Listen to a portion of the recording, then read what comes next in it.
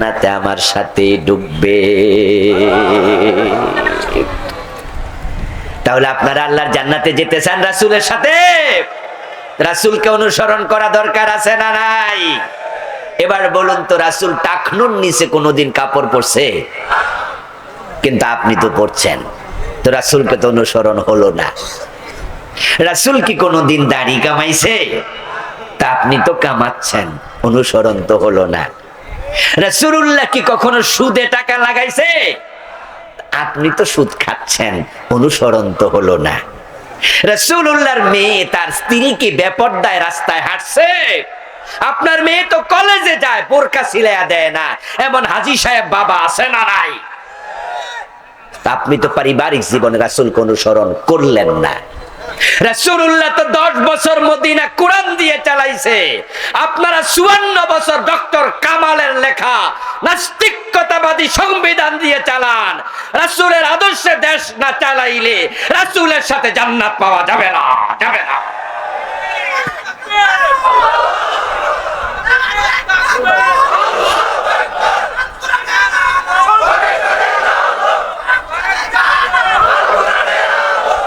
আমার প্রিয় ভাইরা, তাহলে আমরা যে কোরআনের আইনের কথা বলি, এটা রাসূলুল্লাহর জীবনে এই আমলটা আছে না নাই? রাসূল কোরআনের বাহিরে বলতেন না, কোরআনের বাহিরে চলতেন না, কোরআনে যা আছে হুবহু মানতেন। আল্লাহর হাবিব সাল্লাল্লাহু আলাইহি সাল্লাম হিজরত করলেন মক্কা থেকে মদিনায়। 17 মাস তিনি মসজিদ আকসার দিকে ফিরে নামাজ পড়লেন। উনার মনে মনে তামান্না, যদি আমার কিবলাটা মসজিদে হারাম হতো, কারণ তার জন্ম মক্কায়। মসজিদে হারামকে দেখে দেখে তিনি বেড়ে উঠেছেন, বড় হয়েছেন। উনার পূর্বপুরুষ ইব্রাহিম আলাইহিস সালাম এই মসজিদে হারাম কাবা তিনি বানাইছেন। تجد له وليا مرشدا وأشهد أن لا إله إلا الله وأن محمدا عبده ورسوله أما بعد فقد قال الله تعالى في كلامه المجيد أعوذ بالله من الشيطان الرجيم بسم الله الرحمن الرحيم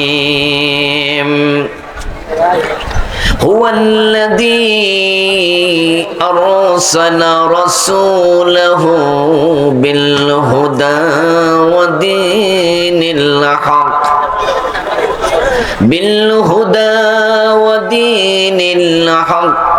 ليظهره على الدين كله ولو كره المشركون قال النبي صلى الله عليه وسلم الإسلام يعلو ولا يعلى أو كما قال النبي عليه الصلاة والسلام সকলে দুরূদ শরীফ পড়ুন আল্লাহুম্মা সাল্লি আলা মুহাম্মাদিন ওয়া আলা আলি মুহাম্মাদ কামা সাল্লাইতা আলা ইব্রাহিম ওয়া আলা আলি ইব্রাহিম ইন্নাকা হামিদুম মাজিদ اللهم بارك على محمد وعلى آل محمد كما باركت على إبراهيم وعلى آل إبراهيم إنك حميد مجيد اللهم صل وسلم وبارك عليه কাইজার নেটওয়ার্ক লিমিটেড কোম্পানির শ্রমিকদের উদ্যোগে আয়োজিত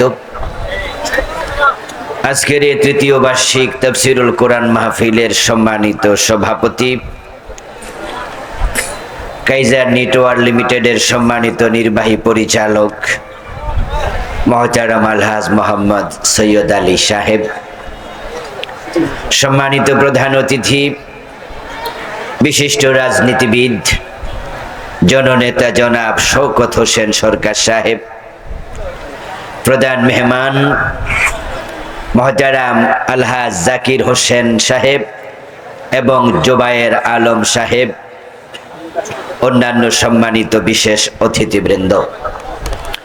আমার আগে আলোচনা করেছেন তরুণ আলেমে দ্বীন, যিনি চমৎকারভাবে কোরআন এবং হাদিসের কথাগুলো আপনাদের সম্মুখে তুলে ধরছিলেন। আমি আশাতে হয়তো ভাই শেষ করে দিয়েছেন।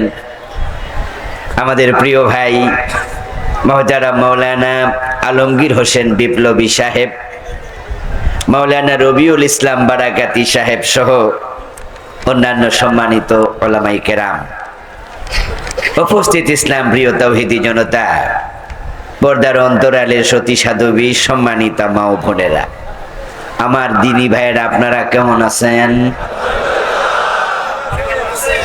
আলহামদুলিল্লাহ ভালো আছি আমিও।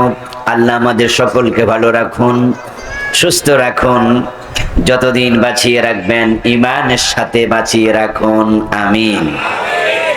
আল্লাহ তাআলা শুকরিয়া, যিনি আমাদেরকে দীর্ঘ 15.5 বছর পর নিশ্চিন্তে, নির্দ্বিধায়, নির্বিঘ্নে, নিঃসংকোচে তার জমিনে কোরআনের কথা বলার সুযোগ দিলেন। এর আগেও আমরা কথা বলেছি, তবে গত 15 বছর কথা নিঃসংকোচে বলা যায় নাই, আমাদের কণ্ঠ চেপে ধরে রাখা হয়েছিল। মাহফিল কমিটিকে বিভিন্ন শর্ত দেয়া হতো, এ কথা বলা যাবে, ওটা বলা যাবে না। আবার সত্য কথনের কারণে মাহফিল চলাকালে বক্তাকে স্টেজে লাঞ্ছিত করেছে, এমন ঘটনাও ঘটেছিল। মাহফিল চলাকালে মাহফিল বন্ধ করে দিয়েছে। আমাদের প্রিয় ভাই রফিকুল ইসলাম মাদানী মাহফিলের শেষ দিকে বলছে একটু দোয়া করি, তাকে মুনাজাত করতেও দেয় নাই। কত জায়গায় মাহফিল তারা বন্ধ করেছে, তার কোনো হিসাব নাই। অনুমতি ছাড়া মাহফিল করার কোনো সুযোগই ছিল না। মাহফিল কমিটি টিওনোর কাছে, ওসির কাছে, ডিসির কাছে, নেতাদের কাছে দৌড়াতে দৌড়াতে জুতার তলা ক্ষয় হয়ে যেত। আলহামদুলিল্লাহ, অগাস্ট বিপ্লবের পরে এই 6 মাস মাহফিল করতে কারো অনুমতির প্রয়োজন নাই। প্রিয় ভাইয়েরা, এই জমিনের মালিক কে? কোরআন কার কালাম? তো আল্লাহর জমিনে আল্লাহর কথা বলতে কারো অনুমতি দরকার আছে?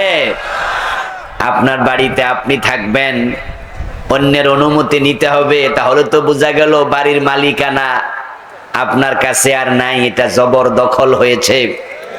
আল্লাহর জমিনে আল্লাহর কথা বলতে ওদের অনুমতি নিতে হতো, এর মানে হলো জমিনটা তারা জবরদখল করেছিল। এটা সুস্পষ্ট জুলুম ছিল। কোরআনে আসছে ইন্নাহু লা ইউফলিহুজ জালিমুন, নিশ্চয় জালেমরা কখনো সফল হয় না। আমরা কোরআন আগে পড়েছি, আগে শুনেছি, আর অগাস্টের 5 তারিখে আমরা চোখে দেখেছি জালেম কিভাবে লাঞ্ছিত হয়। আল্লাহ তাআলা এমনিতে গজব দেন নাই। এবার যা হয়েছিল অভাবনীয়, অকল্পনীয়। এবারের অ্যাকশন সরাসরি আরশের মালিক নিয়েছে, যার কারণে ছোট ছোট পোলাপান রাস্তায় নেমেছে, আমাদের বোনেরা মায়েরা রাস্তায় নেমেছে। তারা পাখির মতো গুলি খেয়েছে, কিন্তু রাস্তা ছেড়ে পালিয়ে যায় নাই। অকল্পনীয় সাহস তাদের বুকে সঞ্চারিত করেছেন কে? কারণ আল্লাহর জমিনটাই আল্লাহর কোরআনের কথা বলার ক্ষেত্রে বাধাগ্রস্ত হয়েছে। আলহামদুলিল্লাহ, এখন সে বাধা বিঘ্ন আর নাই। আমরা এখন কোরআনের কথা মন খুলে বলতে পারি, ঠিক না? তো আলেমরা যদি মন খুলে কোরআনের কথা বলে, মন খুলে কোরআনের কথা শোনার জন্য, শ্রবণ করার জন্য শ্রোতাও ভালো হওয়া দরকার, আছে কিনা? তো যেভাবে ভাইয়েরা দাঁড়িয়ে আছে এটা তো ভালো লাগছে না, মনে হয় যেন আপনারা আপন ভাই, তারা আমাদের সৎ ভাই।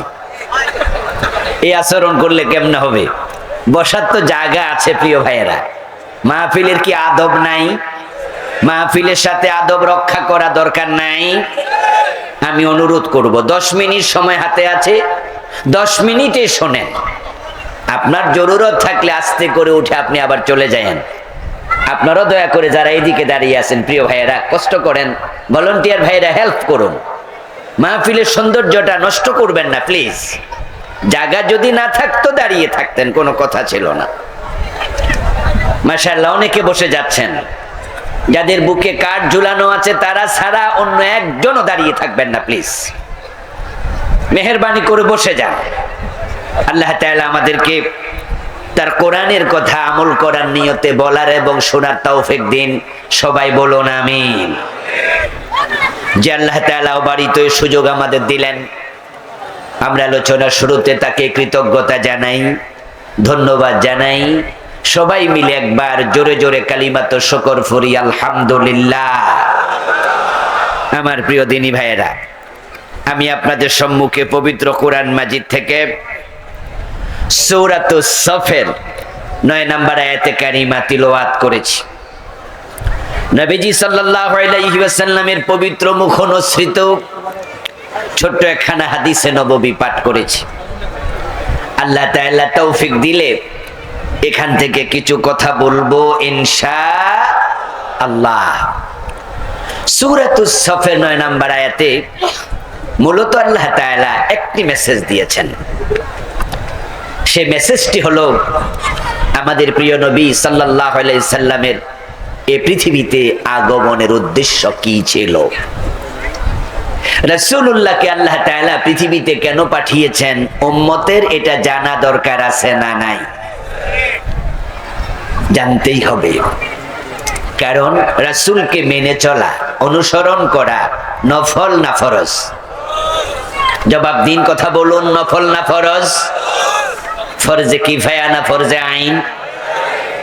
যদি রাসূলকে মেনে চলা ফরজ হয়, এবার বলুন তো মানা আগে না জানা আগে? ইলম আগে না আমল আগে? ইয়েস, আগে ইলম, আগে জানা। এজন্যই তো পবিত্র কোরআন মাজিদের যত হুকুম, যত বিধান আল্লাহ তাআলা নাজিল করেছেন, তার মাঝে 1 নাম্বার হুকুমটাই ছিল ইকরা বিসমি রাব্বিকাল্লাযী খালাক, পড়ো তোমার রবের নামে যিনি সৃষ্টি করেছেন। প্রথম অর্ডারটি কেন হলো পড়ো? আমার প্রিয় ভাইয়েরা, বলুন তো জানার সাথে পড়ার সম্পর্ক আছে কিনা? না পড়লে জানবেন কেমনে? এখন বাংলাদেশের লোকেরা শুনে বেশি না পড়ে বেশি? এজন্যই তো দেশে ইলমের দন্যতা চলছে। আমরা সবাই শুনে শুনেই ইসলাম মানতে পছন্দ করি, অথচ শোনার চেয়ে পড়ার গুরুত্ব শতগুণ বেশি। আমার বন্ধুগণ, রাসূলুল্লাহ সাল্লাল্লাহু আলাইহি ওয়াসাল্লামকে অনুসরণ করা যদি ফরজ হয়, তাহলে তিনি কেন এসেছেন সেটা জানাও ফরজ। কারণ উনি যা বলবেন আমরা অনুসরণ করে তাই বলবো, উনি যা করবেন, রাসূল যা করেছেন আমরা তাই করব। রাসূল যখন করেছেন, যেভাবে করেছেন আমরা সেভাবে করব। রাসূলুল্লাহ সাল্লাল্লাহু আলাইহি ওয়াসাল্লাম আমাদের জন্য মডেল, আমাদের জন্য উসওয়া, কুদওয়া, নামুজাজ, আইকন, আইডল। তিনি ইমাম, তার জীবনটাই আমাদের জন্য অনুকরণীয়, অনুসরণীয়। উনার মতো করে জীবন না সাজালে জান্নাত পাওয়া যাবে না। আল্লাহ তাআলা বলেছেন, লাকাদ কানা লাকুম ফি রাসূলিল্লাহি উসওয়াতুন হাসানাহ। ও দুনিয়ার মানুষ, আমি রাসূলুল্লাহর জীবনে তোমাদের জন্য উত্তম আদর্শ রেখেছি। তার জীবনের লক্ষ্য আমাদের জীবনের লক্ষ্য এক হওয়া লাগবে। উনি যেভাবে খেয়েছেন সেভাবে খাওয়া, এটা ইসলাম। উনি যেভাবে ঘুমিয়েছেন সেভাবে ঘুমাবেন, এটা ইসলাম। উনি ডান পা দিয়ে মসজিদে ঢুকেছেন, আপনিও ডান পাই দেবেন, এটা ইসলাম। টয়লেটে ঢুকতে উনি বাম পা দিয়েছেন, আপনি বাম পা দেবেন, এটা ইসলাম। উনি ডান হাতে খেয়েছেন, আপনিও ডান হাতে খাবেন, এটা ইসলাম। উনি মাগরিবের ফরজ 3 রাকাত পড়ছে, আপনি 4 রাকাত পড়লে হবে না, 3 পড়তে হবে, এটাই ইসলাম। উনি আল্লাহু আকবার বলে নামাজ শুরু করেছে, আপনি আল্লাহু আকবার বলে শুরু করবেন, এটাই ইসলাম। তিনি সালাম ফিরিয়ে নামাজ শেষ করেছেন, আপনিও তাই করবেন, এটাই ইসলাম। উনি আদালতে কোরআন দিয়ে ফয়সালা করছে, বিচার করছে। চোর ধরে হাত কেটেছে, ডাকাত ধরে শুলে দিয়েছে, জেনা করলে পাথর মেরেছে, আল্লাহর আইনে আপনি আদালতে বিচার করবেন, এটাই ইসলাম।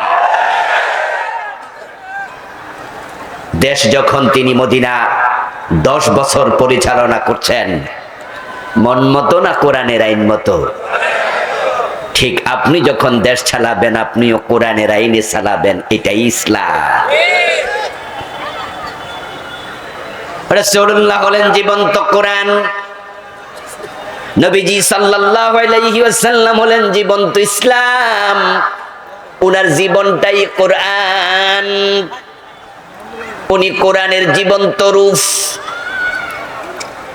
একজন তাবী মা আয়েশার কাছে প্রশ্ন করেছিলেন, ও মা আয়েশা, নবীজিকে আমার দেখার সৌভাগ্য হয় নাই, আমি আপনার কাছে জানতে এসেছি রাসূলুল্লাহর চরিত্র আমল কেমন ছিল, যদি আপনি আমাকে একটু জানাতেন।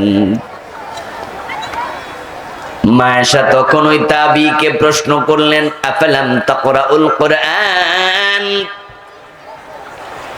তুমি কি আল্লাহর কোরআন পড়ো নাই? আওয়ালাম তাকরাইল কুরআনা, তুমি কি কোরআন পড়োনি? ওই তাবী জবাব দেয়, হ্যাঁ আমি তো কোরআন পড়েছি।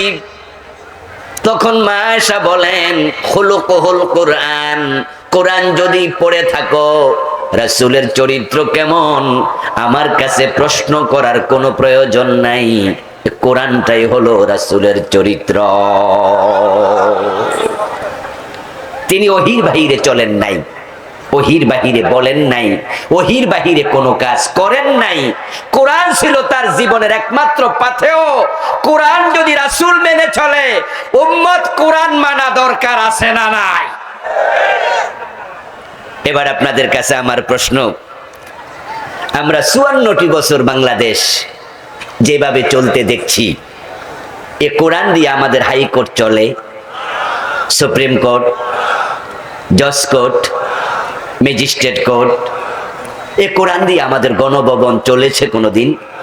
বঙ্গভবন, সচিবালয়, মন্ত্রণালয়, শিক্ষানীতি, অর্থনীতি, কোরআন দিয়ে কি চলেছে বাংলাদেশের রাজনীতি? তো রাসূল কোরআন মানলেন, আর আমরা উম্মত কোনো জায়গায় মানলাম না, শুধু মসজিদ আর মাদ্রাসায় কোরআন পড়ি, রমজান আসলে খতম করি, অতটুকু করে উম্মত হওয়া যায় না। উম্মতের জীবনের বটম থেকে টপ, ফ্যানটা চালান, পাকঘর থেকে সংসদ ভবন, ব্যক্তি জীবন থেকে আন্তর্জাতিক বলয়, উম্মত থাকবে যেখানে, আল্লাহর কোরআন থাকবে সেখানে। কোরআন হচ্ছে জীবন সমস্যার সমাধান। নবীজি সাল্লাল্লাহু আলাইহি ওয়াসাল্লাম এই পৃথিবীতে কেন এসেছেন, এটা আমরা জানবো আজকে। এজন্যই জানবো উনার জীবনে উনি যা করেছেন আমরা ঠিক তাই করব, এটা আল্লাহর অর্ডার। আল্লাহ তাআলা বলেন, কুল ইন কুনতুম তুহিব্বুনাল্লাহ ফাত্তাবিউনি ইউহিব্বুকুমুল্লাহ। ও দুনিয়ার মানুষেরা, যদি তোমরা আল্লাহকে ভালোবাসতে চাও, আল্লাহর ভালোবাসা পেতে চাও, ফাত্তাবিউনি, ও নবী আপনি বলে দিন, তোমরা আমি নবী মুহাম্মদকে অনুসরণ করো। ইউহিব্বুকুমুল্লাহ, যদি তোমরা রাসূলকে অনুসরণ করো, তাহলে আল্লাহ নিজে তোমাদেরকে ভালোবাসবেন। সুবহানাল্লাহ পড়ে। আমার বন্ধু, আমার আল্লাহর ভালোবাসা না পেলে জান্নাত পাবেন না। নিশ্চয় আমরা আজকের মাহফিলে যারা এসেছি সবাই আল্লাহর জান্নাতে যেতে চাই, ঠিক না? জান্নাতে যাওয়ার শখ আছে না নাই? জান্নাতে যেতে চাইলে যাওয়া যায় না। জান্নাতে যেতে হলে নবীকে মানতে হবে, অনুসরণ করতে হবে। এই দেশে জান্নাতে যাওয়ার শখ আছে সবার, কিন্তু রাসূলকে অনুসরণ সবাই করে না। যে বিড়ি টানে গাঁজা খায়, 5 ওয়াক্ত নামাজের ধারে ধারে না, ওই লোকটাও রাসূলের উম্মত দাবি করছে। এবং জিজ্ঞেস যদি করা হয় জান্নাতে যাবে নাকি, বলবে বলেন কি হুজুর, যাব না মানি। তো জান্নাতে যাবে, তাহলে মসজিদে তো দেখি না। তখন মুস্কি হাসি দিয়ে বলে হুজুর ওটা ব্যবস্থা করছি। কেমনে করলাম? নামাজ না পড়েও জান্নাত যদি পাওয়া যায়, তাহলে ফজরের টাইমে শীতের মাঝে আমি কষ্ট করি কি খামাখা, একটু ব্যবস্থাটা কি আমার একটু শোনাও। তখন দোতারা কাঁধে নিয়ে গানে গানে আপনারে শোনাবে। আছেন আমার মুক্তার, আছেন আমার ব্যারিস্টার, শেষ বিচারের হাইকোর্টেতে তিনি আমায় করবে পার, আমি পাপী তিনি জামিনদার। টুনটুনা টুনটুন। এই জাতীয় গান বাংলাদেশে আছে না নাই? গান গাওয়ার গায়ক আছে কিনা? এই গান কি আমরা লিখছি নাকি? লেখক আছে না নাই? কেউ লিখেছে, কেউ গাইতেছে, কেউ বিশ্বাস করে বসে আছে তার পীর তাকে জান্নাতে নেবে, তাই আল্লাহকে সেজদা না দিয়া পীরের পায়ে সেজদা দিচ্ছে। যারা পীর সাহেবের পায়ে সেজদা দেয় ওরা কি জান্নাতে যাওয়ার শখ নাই? হেরো জান্নাতে যায়, পীরকে খুশি করবে, সেজদা দিলে পীর সাহেব খুশি হবে। তে হাসরের ময়দানে ওরে তরাইয়া নেবে, সাথে করে নিয়ে যাবে। আছেন আমার মুখতার, আছেন আমার ব্যারিস্টার, শেষ বিচারের হাইকোর্টেতে তিনি আমায় করবে পার। শেষ বিচারের হাইকোর্টের বিচারপতি কে? সবাই কথা বলুন, বিচারপতি কে? তাহলে দেখুন তার আইডিওলজিটা কি, তার মনস্তত্ত্বটা কি, চিন্তাটা কি। শেষ বিচারের হাইকোর্টে আল্লাহ যখন বিচারক হবেন তখন সে গুনাহগার, তবে তার ব্যারিস্টার আছে, হে আল্লাহ থেকে ছুটাইয়া নিয়ে যাবে। তাই পীরের উপর ভরসা করে আল্লাহকে সেজদা দেয়া বন্ধ করে দিয়েছে। বেনামাজি সেও জান্নাত খুঁজতেছে। আমার বন্ধু, জান্নাত আপনিও চান, আমিও চাই। যখন আমাদের দেশের বেনামাজি জান্নাত চায়, দোকানদারি করে হিন্দু দোকানদার পাশের দোকানি, এখানে মুসলিম দোকানদার মুসলিম দোকানি। এখন হিন্দু মিয়া দেখে মুসলমান দোকানদার, ওর মতোই ওজনে কম দেয়, মালে বেজাল দেয়, ওর মতোই মানুষ ঠকায়। চরিত্রের মাঝে সামান্য কোনো তফাৎ নাই, শুধুমাত্র নামটা আব্দুল্লাহ, নামটা আব্দুর রহমান। আর ওই মুসলিম দোকানদার 2 নাম্বারি করার পরেও জান্নাতে যাওয়ার স্বপ্ন দেখে। হিন্দুটাকে মালাউন কইয়া গালি দেয়, কয় হিন্দু তুই জাহান্নামী, আমরা মুসলমান জান্নাতি। তখন হিন্দু দোকানদার মনে মনে কয় ওজনে কম দিয়া, মালে বেজাল দিয়া, মানুষ ঠকাইয়া যদি তুই জান্নাতে যাইতে পারস তাহলে আমি যামু না কেন? তাই দোকানের মাঝে মরা বাবার ছবিটা নাইয়া নিচে সুন্দর করে লেখা দিছে, স্বর্গীয় দুলাল চন্দ্র ভৌমিক, তোরা জান্নাতে যাইবি আর আমার বাবারে অলরেডি জান্নাতে পাঠাইয়া দিছি। হিন্দুদের ছবির মাঝে এ জাতীয় স্বর্গীয় সত্যেন্দ্রনাথ দত্ত, স্বর্গীয় অমক, স্বর্গীয় তমক এমন লেখা কি আপনারা দেখেন নাই কোনোদিন? স্বর্গীয় মানে কি স্বর্গে যাবে না গেছে গা? তাইলে আমরা মুসলমানরা আমরা কই জামু আর হেতে কই যা আমি দিছি পাঠাইয়া। তাহলে স্বর্গে যাওয়ার শখ হিন্দুদের আছে না নাই? আমাদের সে কম না বেশি? স্বর্গ মানি জান্নাত, বেহেশত। স্বর্গ আর জান্নাত একই জিনিস। আরবিতে জান্নাত বলে, পার্সিতে বেহেশত বলে, ইংরেজিতে বলে হেভেন, বাংলায় বলে বাগান। সংস্কৃতিতে বলে স্বর্গ, নরক এবং জাহান্নাম এটা কি দুই জিনিস না এক জিনিস? এই যা যা নরকে যা মানে দোজখে যা, একই জিনিস। এখন হিন্দু মিয়া স্বর্গে গেছে, তার বাবা এ লিখছে বেহেশতে গেছে, শব্দ চেঞ্জ করেছে, শখ আছে বেহেশতে যাওয়ার। আমরাও তো শব্দ চেঞ্জ করি, আমরা বলি আবু বকর জান্নাতি, হযরত ওমর বেহেশতি। দুইজন কি দুই দেশে? এক জিনিস। কেউ বলে চোখ, কেউ বলে নয়ন, কেউ বলে লাউ, কেউ বলে কদু, কেউ বলে বউ, কেউ বলে বধূ, কেউ বলে আনন্দ, কেউ বলে ফুর্তি। তারা বলেছিল ভাস্কর্য, আমরা বলেছি এটাই হলো মূর্তি। মনে আছে না নাই? ওরা যখন ভাস্কর্যের নামে মূর্তি বানাতে শুরু করেছে, এদেশের আলেমরা বলেছে মূর্তি বানায়ও না, মূর্তি বানানো হারাম, মূর্তি বানালে রহমতের ফেরেশতা নাজিল হয় না। ওরা নাম চেঞ্জ করছে। ওরা বলছে হুজুররা বোঝে না, আমরা তো মূর্তি বানাই না, আমরা ভাস্কর্য বানাই। এবং শামীম ওসমান নারায়ণগঞ্জের এমপি, তার একটি বক্তৃতা অনলাইনে আছে, আমি গত পরশুদিনও পেলাম, কে জানি নতুন করে ছাড়ছে। উনি অনলাইনে বলতেছে, তখন তিনি এক বক্তৃতা, ইসলাম কি আমরা বুঝি না? হুজুররা বলে আমরা মূর্তি বানাই, বঙ্গবন্ধুর ভাস্কর্যে হাত দিও না, দিলে গোটা থাকবা না। ইসলাম আমরাও বুঝি, দিনে 2 বার কোরআন শরীফ পড়ি, প্রতি রাতে 70-80 রাকাত তাহাজ্জুদ। কি মনে আছেনি আপনাদের? এক রাতে 80 রাকাত তাহাজ্জুদ কেমনে পড়ে আল্লাহ জানে। আর কি কইতে লাগছিল 8, হয়তো একটা শূন্য বেশি পড়া গেছে আর কি।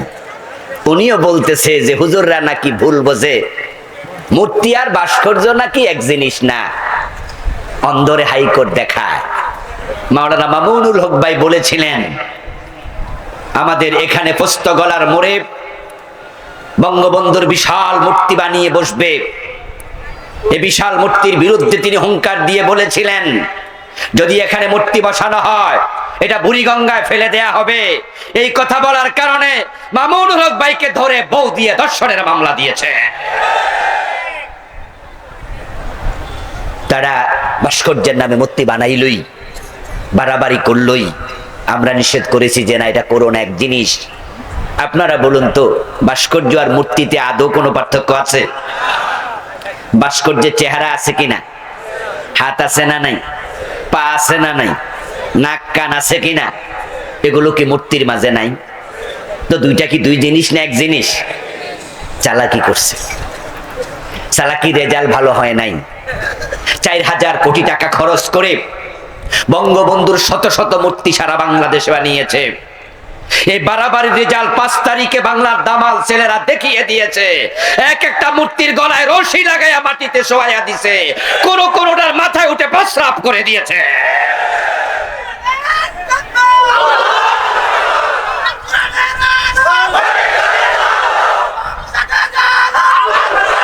একটা মাইক আমার কান বরাবর হবে, একটা হরন। আমার প্রিয় ভাইয়েরা, চালাকি করে করে কিছু মানুষ আছে শব্দ চেঞ্জ করে 2 নাম্বারি করে। এই চাচা আপনি সুদ খান কেন? মানুষ সমালোচনা করে, বলে যে তোমার চাচা সুদ খায়। বাতিজারে চাচা কয়, মানুষের কইস আমার চাচা এখন সুদ খায় না, এখন মুনাফা খায়। আগে খাইছে বাংলা, এখন খায় আরবিতে খায়, ইংরেজিতে খায় ইন্টারেস্ট। আমার বন্ধুগণ, মূর্তি এবং ভাস্কর্যে যেমন কোনো পার্থক্য নাই, জান্নাত আর স্বর্গে কোনো পার্থক্য নাই, এক জিনিস। হিন্দু ভদ্রলোকেরও শখ আছে তার বাবা স্বর্গে যাক, জান্নাতে যাক। এজন্য তিনি লিখেছেন ছবির মাঝে স্বর্গীয় দুলাল চন্দ্র ভৌমিক। আপনাদের কাছে আমি কনসেপ্টটা জানতে চাই, আপনারা সবাই বলুন তো, কোন হিন্দু কি জান্নাতে গেছে? যাওয়ার কোনো সম্ভাবনা আছে? কিন্তু শখ আছে না নাই? এবার আপনাদের কাছে আসি।